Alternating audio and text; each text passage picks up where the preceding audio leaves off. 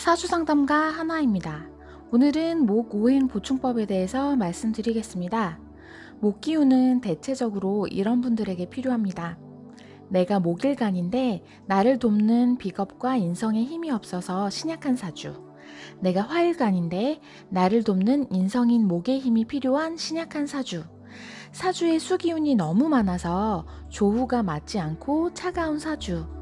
성격적으로는 무엇이든 쉽게 시작하는 것이 힘들고 활력이 부족하며 귀차니즘이 강하신 분, 변화를 두려워하는 분들에게 목의 기운을 보충해 주시면 좋습니다.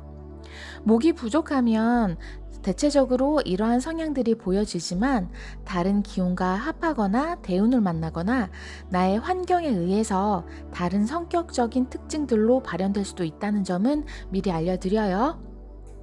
나의 사주를 모르신다면 제 사주 강의 중 내 사주 보는 법 1강을 확인해 주세요. 첫 번째 목을 보충하는 방법은 풍수입니다. 우리가 대체적으로 많이 알고 있는 목 기운 보충법이 여기에 해당하는데요. 목에 해당하는 숫자와 방향, 색깔 등을 사용하는 것입니다. 목은 숫자 3과 8을 의미합니다. 이것은 목이 놓인 방향에 부여되는 숫자인데요. 이 번호를 조합하여 비밀번호나 핸드폰 번호 등을 사용하는 것입니다. 또 목은 동쪽 방향을 의미하죠. 이사나 여행을 동쪽으로 가시거나 주무시는 방향을 동쪽으로 하시는 것도 좋습니다.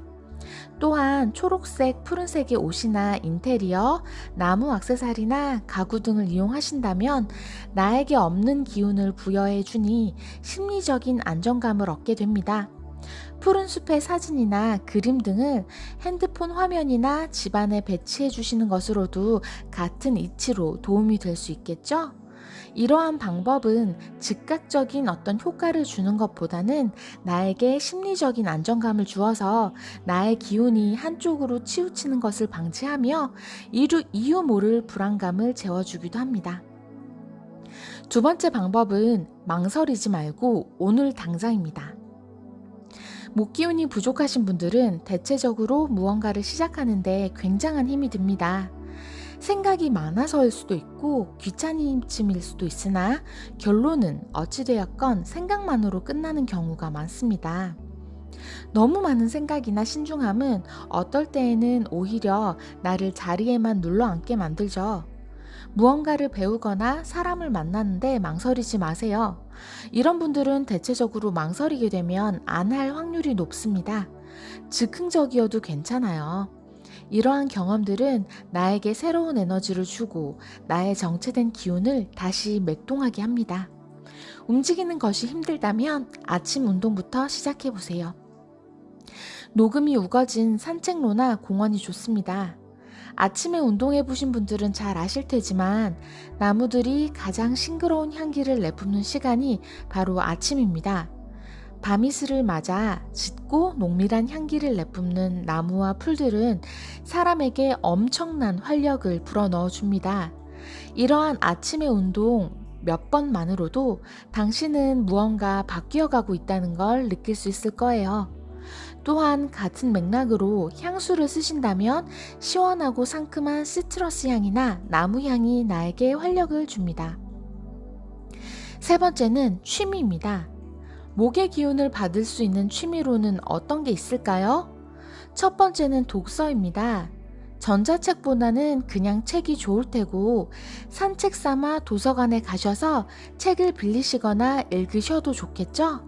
책과 도서관 그 자체로 목의 기운이 충만한 데다가 책을 읽고 아이디어를 얻는 모든 일련의 행위들이 사람에게는 신선한 기운을 불어넣어 줍니다. 독서는 누구에게나 좋은 개운법이지만 특히나 수기운과 목기운이 부족한 분들에게 도움이 되며 아무리 많이 읽어도 넘침이 없습니다. 또 같은 의미로 핸드메이드 나무 가구 제작이나 독서 토론, 등산 모임, 꽃꽂이 같이 목을 가까이 두면서 끊임없이 시작하는 기운을 주는 취미들을 가지신다면 많은 도움을 받을 수 있겠죠. 또 승부욕이나 경쟁심을 줄 수 있는 구기 종목도 좋고 몸을 많이 움직이고 쓰는 취미도 좋습니다. 하지만 그냥 내가 시작하고 재밌게 계속 해나갈 수만 있다면 무언가를 하는 취미, 그 자체만으로도 목 기운이 부족한 분들을 움직이는데 큰 도움이 됩니다. 네 번째는 적선입니다. 사람의 인생을 결정짓게 하는 것들이 무엇일까요? 일명 이운, 삼풍수, 사적선, 오독서라고 합니다. 특히나 적선은 힘든 누군가를 도울 수 있고 나의 덕을 쌓을 수도 있으며 어렵지 않게 할 수 있죠. 큰 돈을 기부하는 것만이 적선이 아닙니다. 친절하고 사람들에게 먼저 미소를 보이고 도움을 주는 것도 넓은 의미에서 모두 적선이라고 볼 수 있습니다. 지금 만약 정기 후원이나 누군가를 돕고 싶은 마음이 있으시다면 고아원이나 아이들을 후원하심이 어떨까요? 자라나는 아이들은 목 기운 그 자체입니다. 이런 아이들을 돕고 잘 자랄 수 있게 해주는 것은 여린 새싹들을 목으로 자라날 수 있게 하는 일입니다. 다섯 번째는 음식입니다. 목이 부족하신 분들은 특히나 인스턴트 음식이나 고탄수 음식이 좋지 않겠죠. 고탄수나 인스턴트는 사람을 무겁게 만듭니다. 목이 부족하신 분들은 대체적으로 생각이 많고 움직임이 부족한데 이러한 음식들은 나의 기운을 더 무겁게 만듭니다. 가벼운 샐러드와 야채를 끼니 때마다 조금씩이라도 드셔보세요. 또 상큼한 라임이나 레몬을 띄운 물이나 탄산수를 드시는 것도 나에게 활력을 줄 수 있겠죠? 야채와 상큼한 과일을 자주 드시고 고탄수나 인스턴트는 멀리 해주세요. 마지막은 목의 기운대로 살아가는 것입니다. 목은 인의 예지 신 중에 인을 뜻하며 그 기운을 관장합니다. 이는 말 그대로 인자함이죠. 먼저 미소 띤 얼굴로 말을 걸어주시고 곤경에 빠진 사람들에게 도움의 손을 내밀며 주위 사람의 작은 실수에는 어질게 대처하고 사람들에게 친절하고 자상할 수만 있다면 다른 어떠한 개운법이 없더라도 나의 기운의 균형을 맞출 수 있다고 생각합니다. 지금까지 목의 기운 보충법에 관해서 말씀드렸습니다. 말씀드린 방법들은 굳이 목의 기운이 아니더라도 나에게 좋은 영향을 주며 많이 행한다고 해도 넘침이 없을 거예요.